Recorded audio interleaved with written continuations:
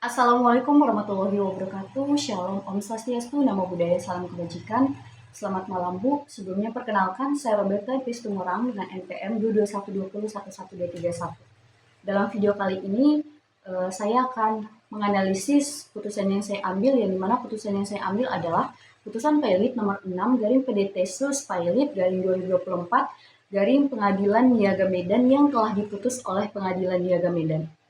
Analisis ini juga akan menjawab 5 pertanyaan penting berdasarkan ketentuan Undang-Undang Kepailitan dan PKPU sebagaimana yang diatur dalam Undang-Undang Nomor 37 Tahun 2004. Yang pertama adalah yang menjadi pemohon dan termohon dalam putusan Pailit yang saya ambil adalah pemohonnya atas nama Marada Parulian Sinurat, yang dimana beliau adalah seorang mantan karyawan CV Libra Corporation. Lalu yang menjadi termohon Pailit terdiri dari termohon 1 CV Libra Corporation, termohon 2 Yufritis Rolotan Banua yang dimana sebagai persero aktif, dan yang termohon ketiga Desi Etina Chanci sebagai persero aktif. Nah, dalam hal ini sesuai dengan pasal 2 ayat 1 Undang-Undang Kepailitan, permohonan pailit dapat diajukan oleh seorang kreditur yang memiliki utang yang telah jatuh tempo dan dapat ditagih terhadap debitur yang memiliki 2 atau lebih kreditur serta tidak membayar utangnya. Nah, apa sih yang menjadi alasan pemohon untuk mengajukan permohonan pailit? Alasannya adalah yang pertama, jadi dalam putusan tersebut pemohon tidak dibayarkan gajinya sejak November 2009 walaupun pemohon itu tetap dan sedang bekerja. Lalu yang kedua, sudah ada perjanjian pengakhiran hubungan kerja antara pemohon dan termohon yang mengakui adanya utang.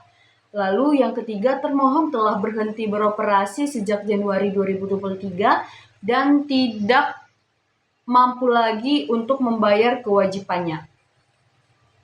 Nah, apa sih menjadi dasar hukum dalam hal ini? Nah, sesuai pasal 8 ayat 4 Undang-Undang Kepailitan bahwa debitur dapat dipailitkan jika tidak membayar satu utang yang telah jatuh tempo dan dapat ditagih.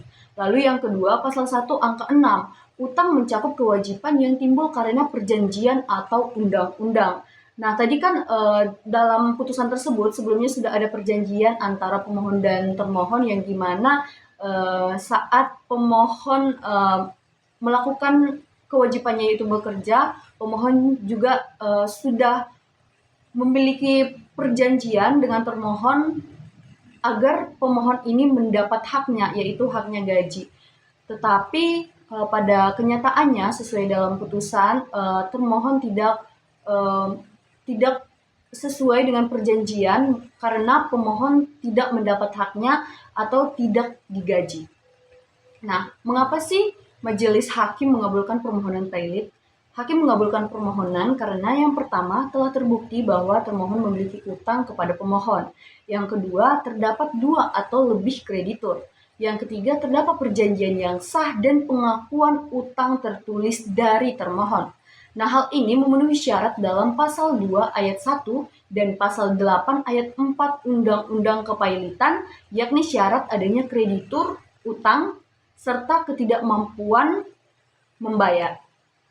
Lalu selanjutnya adalah siapa sih yang menjadi kurator dan hakim pengawas yang ditunjuk dalam putusan tersebut?